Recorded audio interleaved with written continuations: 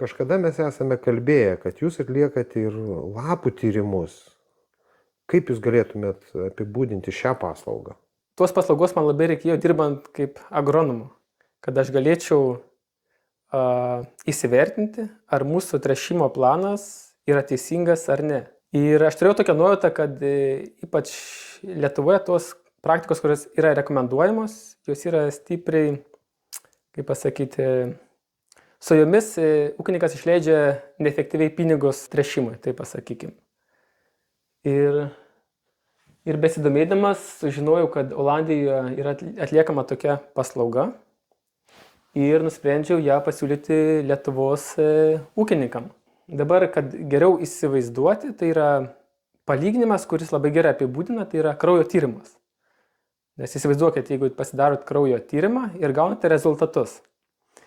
Ir tada matosi arba labai stiprus nuokrypis, arba perteklius. Palyginus... Tu iš karto matai, sergytų ar ne? Taip. Ir jeigu matote, kad yra perteklius, tai kažkas jūsų sveikata yra ne taip. Lygiai taip pat su trūkumais. Kaip pradėjau testuoti skirtingas kultūras Lietuvoje, pamačiau tas pačias tendencijas, kaip ir konsultantai kalba ir kitose pasaulio šalyse, nes tos visos praktikos yra gan panašios. Labiausiai, sakykime, krenta į akis, kad yra pertręšti du elementai. Aišku, gal čia nematysit, bet tai yra kalis ir azotas. Ir jis yra labai stipriai pertręštas. Ta prasme, ūkininkai negaili. Taip, bet dar po teisybės dėlį reikėtų paminėti, kad tai buvo, kada dar buvo neprasidėjęs, sakykime, karas. Ir dar tos trąšos buvo pigesnės. Paskutiniais metais jau šiek tiek matau, kad mažiau. Bet vis tiek yra perteklius, kas įdomu.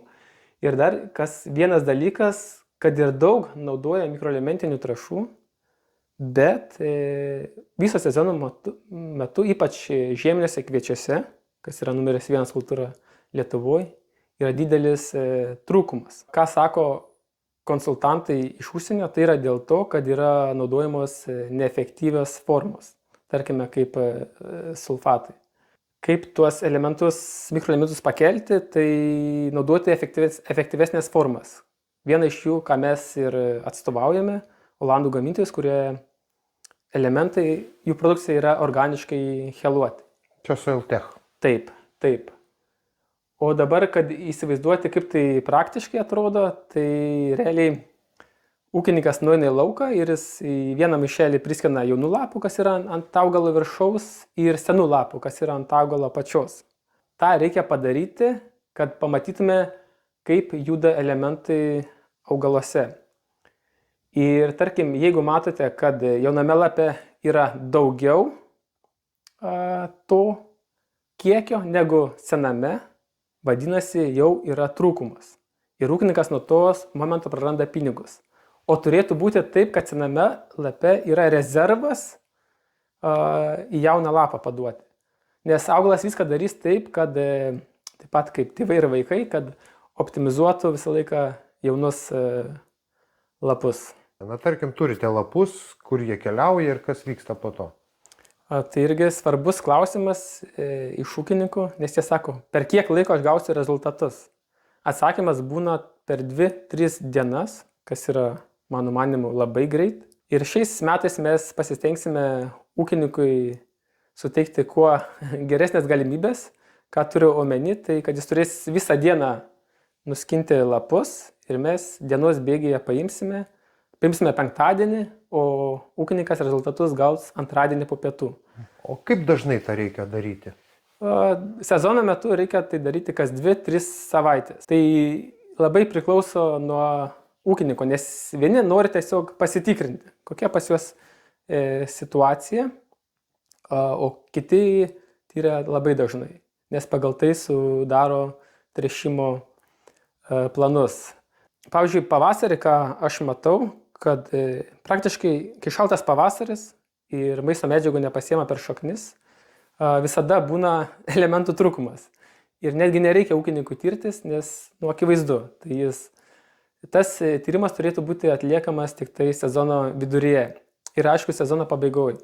Bet ką iš lapų tyrimo matau, kadangi maisto medžiagų poreikis labai stipriai išauga sezono pabaigoje ir kalbant apie grūdinės kultūros, labai svarbu, kad augale būtų pakankamai azoto ir kalio. Ir ką aš mačiau praeitais metais, kad jų trūko. Ir ką agrolapai rekomenduoja, tai aišku būtų karbamidas su skistu kaliu.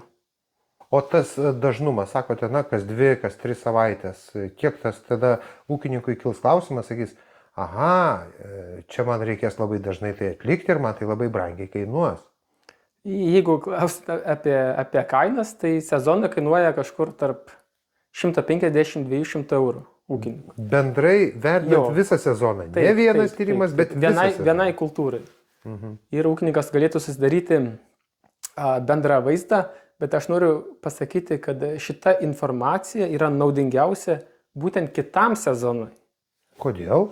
Nes pagal tai gali matyti, ką darė neteisingai, o ką darė gerai. Nes, tarkim, jeigu jis paima penktadienį lapus ir gauna atsakymus antradienį, tai jis gauna, kas tame augale dėjosi penktadienį.